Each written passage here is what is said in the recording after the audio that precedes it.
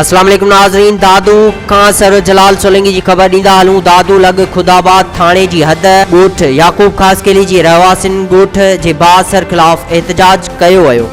दादू ॻोठ याकूब ख़ासकेली जे रहवासी मोहम्मद बख्श ख़ासकेली पंहिंजी माउ मौसमात राजुल ख़ासकेली समेत ॻोठ जे बासर वॾेरे जे ज़ुल्मनि ख़िलाफ़ एहतजाज कंदे मीडिया अॻियां धाहींदे चयो त ॻोठ जे बासर वॾेरे तरफ़ां बिना जवाज़ ॻोठ मंझां ज़बरदस्ती लॾो खणाइण लाइ ॾोहारी माण्हुनि हथां हमला कराए तशद्दुद जो निशानो बणाए रहियो आहे।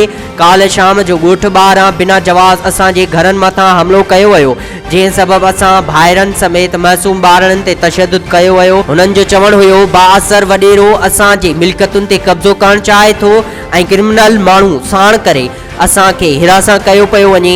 ॻोठ जे वॾेरे जे तशद्दुद ऐं ज़ुल्मनि ख़िलाफ़ मोज़िज़ीन खे बार बार दाइण बावजूद असां सां इंसाफ़ न पियो कयो वञे ऐं बासर वॾेरो खे PS खुदाबाद थाणे जी पुलिस केस दाख़िल कराइण बावजूद गिरफ़्तार न पई करे। हुननि IG Sindh DIG Hyderabad SSP दादू समेत आला इख्तियारियुनि खां मुतालबो कयो आहे त असांखे ॻोठ जे बासर वॾेरे याकूब ख़ासकेली ऐं संदसि वाठनि खां जान जो ख़तरो आहे।